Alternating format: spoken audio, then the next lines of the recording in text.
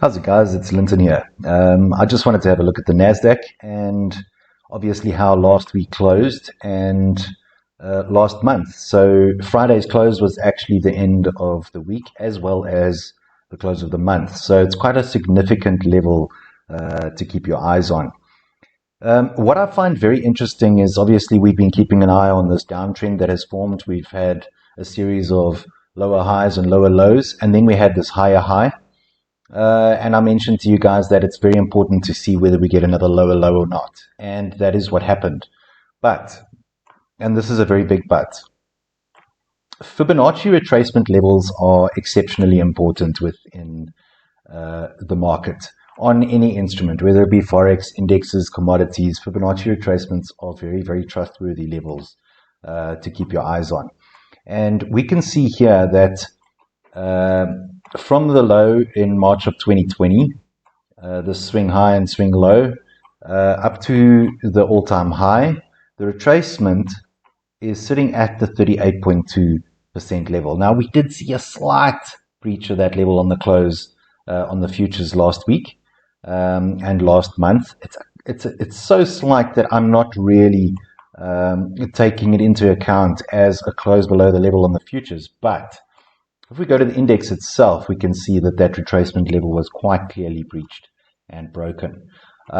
So, in my opinion, I tend to follow the index itself when it comes to situations like this, when we have really close closes on both the index and futures on a specific level. So, in my opinion, it's starting to look all the more likely that we are going to see this three-wave scenario play out. So we're going to see that before we see a turn and a move back up to the upside. This isn't an absolute given, and I think it's important to note that I'm not keen on selling into this down to that level. I really am not keen on doing that. I'd rather wait for this to play out, whether it be a couple back and forth, and then to start looking at buying from this level on upwards. And the reason for that is because the Nasdaq is such a strong trending instrument. It really isn't something that I sell very often, and I don't like selling it at all. So even if this three-wave does play out, I will start looking for reversal signs here.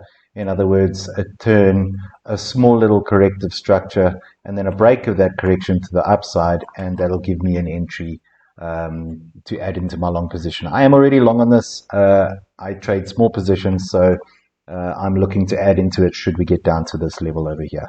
That will be what I'm looking at doing. So we did see the futures close below very, very slightly, but we actually saw the index itself definitely close below this retracement level over here. And I believe that we're going to see further downside. It doesn't mean that it's going to happen in a straight line.